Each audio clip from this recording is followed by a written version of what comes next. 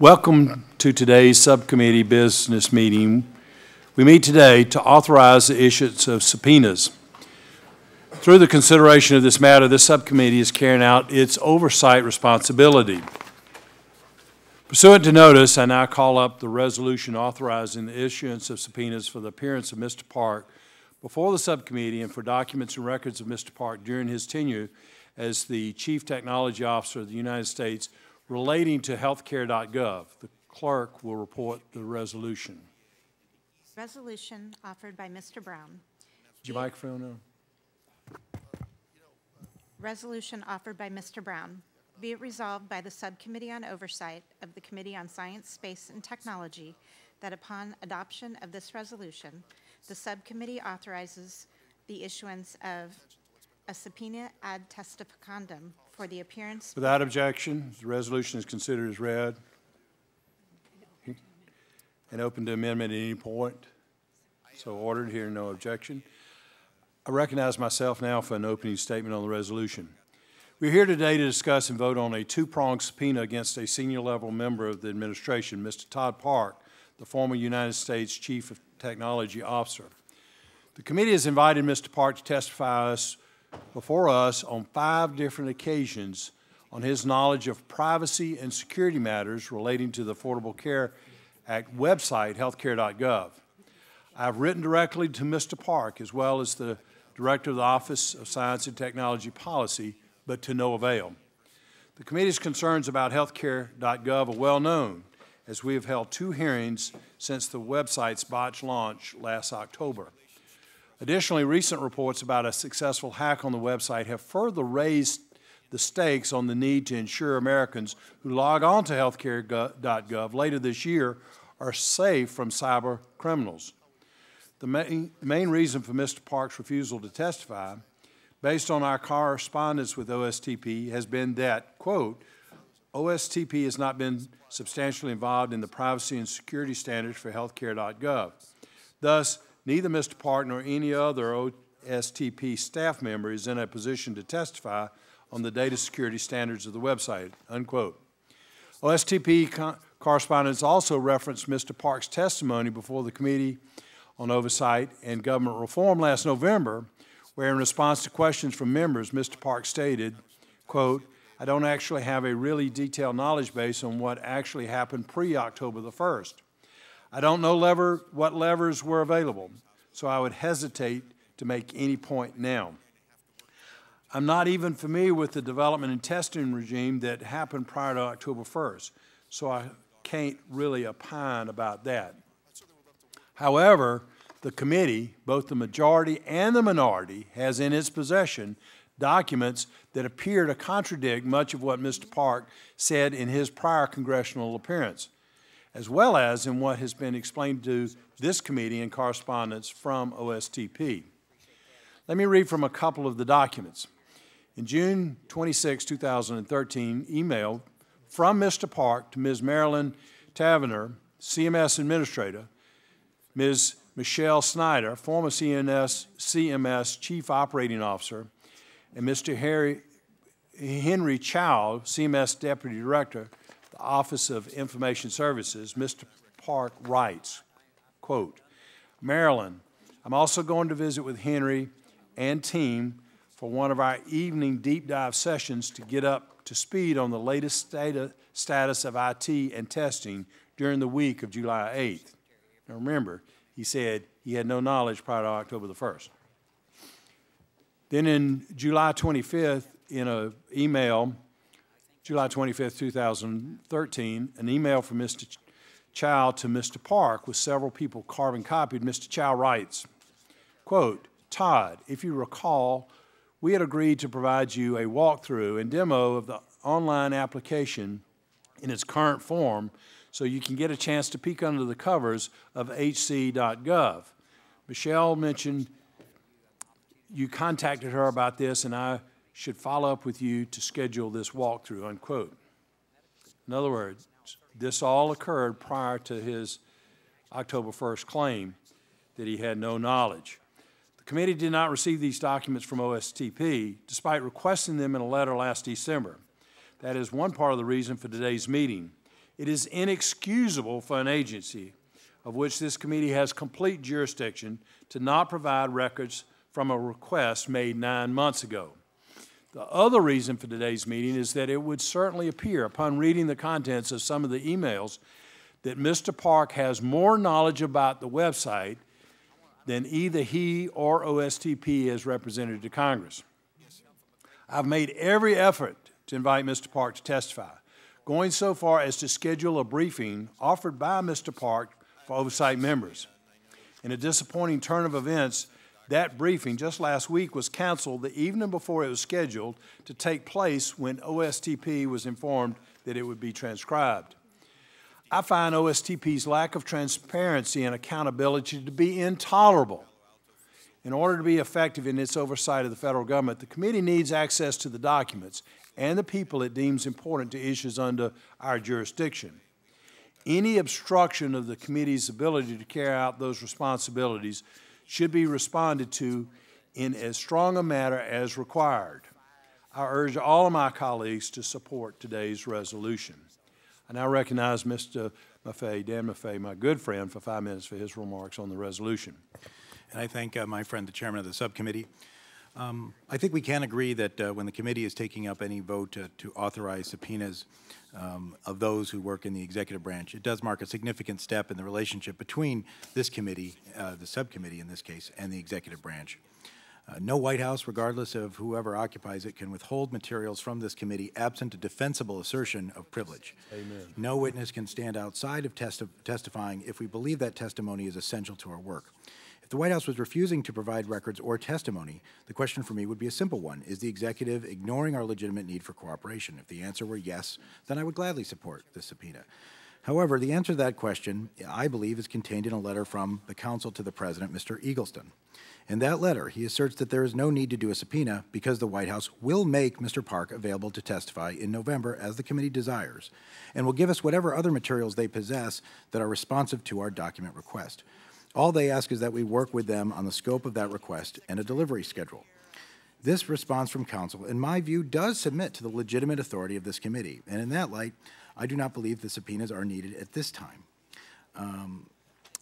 At least, Mr. Chairman, I just ask the committee not to be too quick to use the powers we possess and respect the representations of the counsel to the President. I would say the same thing if anybody else occupied the office.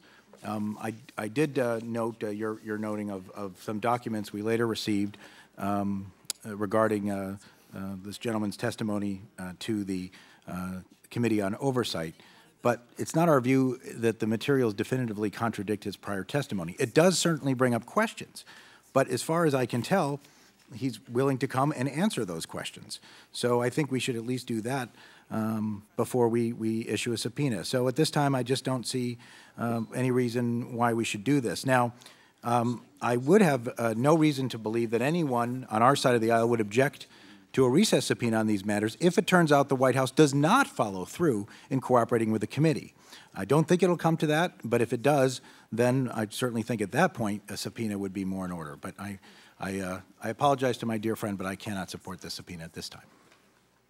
Well, thank you, Mr. Maffei. Let me make a comment. Mr. Park was in my office, and he told me he would be glad to come and provide the documents we requested when we subpoena him.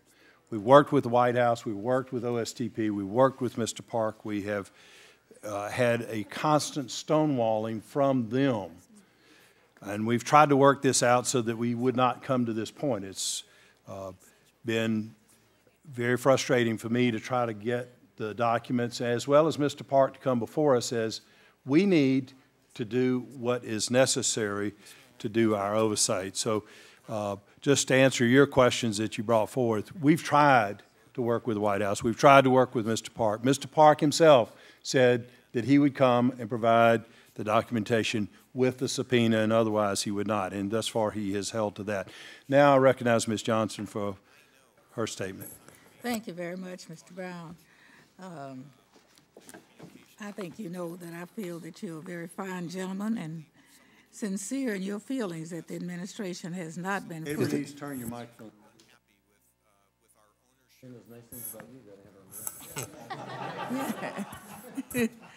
There. Is it working now? Okay. I don't know if I should repeat what I said. But I did say that I really do believe that you're a fine gentleman and believe in your feelings and that the administration has not been fully cooperative. However, this should not be about feelings or about party, but about the relationship between Congress and the executive. Mr. Park was a special assistant to the president, and as such, part of his circle of advisors. The White House made clear for months that if we subpoenaed him, we could have him testify. We never met to issue that, what would have been viewed as a friendly subpoena. As of August 29th, he was no longer a special assistant and is now available, or was then available, to testify. Now that we do not have to subpoena him, we still are doing it, which doesn't make sense to me. We received 1,005 pages of documents in January in response to the committee's document request. It was not until 8 months later, when the subpoena was noticed, that the White House learned that the majority felt that the production was incomplete. That is no way to work, really, in good faith. The majority should have examined the documents in January and communicated its displeasure with them. However, when the White House learned of this concern, they immediately produced more material and also promised full cooperation, getting you what you need in your effort to get to the bottom of security of healthcare.gov. Again, no subpoena was needed. And maybe next time, your staff could pick up the phone and kindly dial or tell the operator that you might be pleasantly surprised how they would respond. I think a letter from the council to the president pledging cooperation is a very significant document in the history of the committee and marks a victory for the committee. Issuing a subpoena now is not something we can defend and shows a real disregard for the executive branch. If we could just show a little more respect and understanding of each other's positions, I think the country would be better off for it. So I want to join Mr. Maffei in respectfully requesting that the chairman suspend action on this matter and give cooperation a chance. And I give my pledge that I would join Mr. Maffei in supporting a recess subpoena if it turns out that the White House is not living up to its word. I do not think that that is going to happen. Let us behave with some dignity in this situation and declare victory and suspend action at this time. Thank you. I yield back. Ms. Johnson, I wish it was that easy. In fact, we have dialed the phone number and we have tried to work things out, and we were attempting very much to do so that we didn't have to come to this point, and they have stonewalled it all along. Is there any further discussion on this resolution by any member? All right, hearing none, if there's no further discussion, the question is on the adoption of the resolution authorizing the issuance of subpoenas for the appearance of documents of Mr. Park. Those in favor say aye. Aye. Those opposed, nay. Nay. The ayes have it, and the resolution is adopted. I'd request a record vote on that. Okay, the clerk will call the roll. Mr. Brown. Aye. Mr. Brown votes aye. Mr. Kramer. Aye. Mr. Kramer votes aye. Mr. Sensenbrenner. Aye. Mr. Posey. Aye. Mr. Posey votes aye. Mr. Johnson. Aye. Mr. Johnson votes aye. Mr. Maffei. No. Mr. Maffei votes no. Mr. Swalwell. No. Mr. Swalwell votes no. Mr. Peters. No. Mr. Peters votes no. Mr. Chairman, 4 members have voted aye, 3 members have voted nay. The resolution is adopted without objection. The motion to reconsider is laid upon the table. If there's no further discussion, that completes our business. This concludes the business meeting of the Oversight Committee of the Science, Space, and Technology Committee. The subcommittee stands adjourned.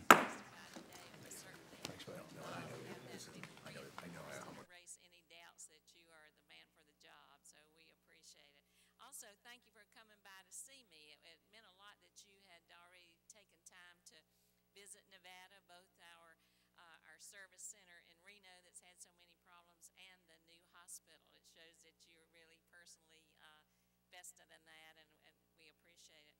Also, it's been nice to hear all my colleagues talk about our bill to create more residencies in the hospitals. And I would just point out again, as we talked about in our meeting, that we want to be sure that those residencies don't just go to the big hospitals that already exist, but really go to the places where they are needed. I know Mr. Beto also worked on that, and there are areas that are underserved, and that was the real intent. So we want to be sure they do that. Also,